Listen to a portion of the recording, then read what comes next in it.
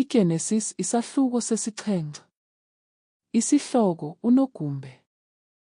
Wathi uYehova kuNowa, "Ngena, wena nendlu yakho yonke, emkhombeni, ngokuba ndibona wena ilungisa phambi kwami kwesisizukulwana. Kwizinto zonke ezizitho zine ezihlambulukileyo, thabathela kuwe ngasixhenxe, inkunzi nemazi yayo. Kwizinto ezizitho zine ezizinqambi thabatha ngambini, inkunzi nemazi yayo.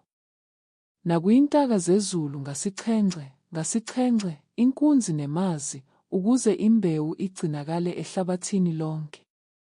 Kuba zisesixhenxe insuku, ndize ndinise imvula ehlabathini imini zibe 40 nobusuku obu-40, ndiyicime into yonke emiyo endayenzayo, ingabikho phezu kwehlabathi."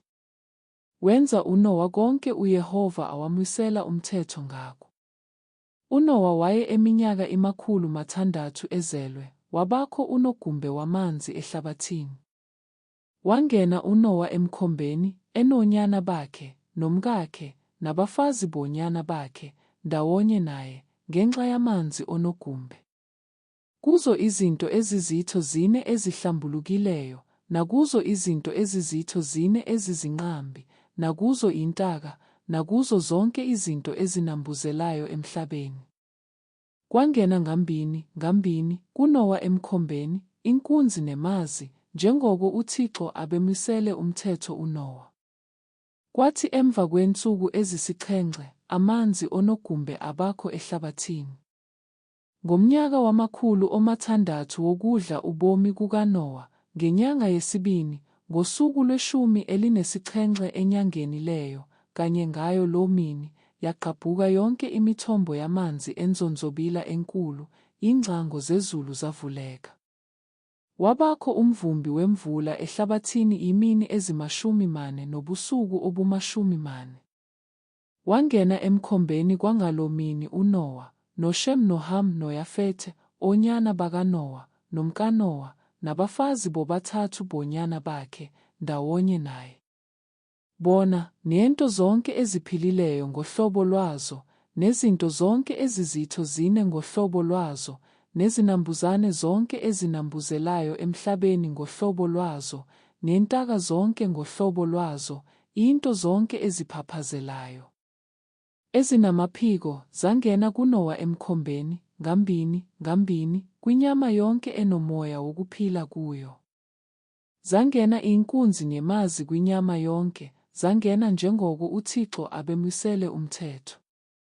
UYehova wamvalela ngaphakathi. Yaba ngunogumbe imihla 40 ehlabathini, enyuka amanzi, awufukula umkhombe, wafunquleka emhlabeni. Aba namandla amanzi, enyuka kunene ehlabathini, wahamba umkhombe phezu kwamanzi. Aba namandla amanzi kunene kakhulu ehlabathini, zagutyungelwa zonke intaba eziphakamileyo kakhulu, eziphansi kwamazulu onke. Aba namandla amanzi, ada aba zikubhithe ezili-15, ethabathela phezulu, zagutyungelwa ke intaba.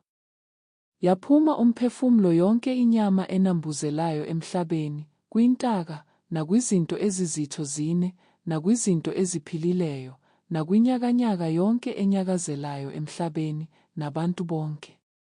Into zonke ezikuphefumla komoya wokuphila kusemathatheni azo, kuyinto zonke ezisemhlabeni owomileyo, zafa.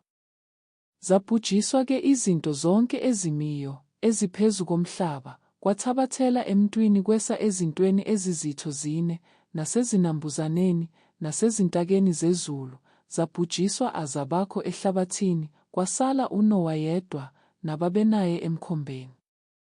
Aba namandla amanzi ehlabathini imihla 105.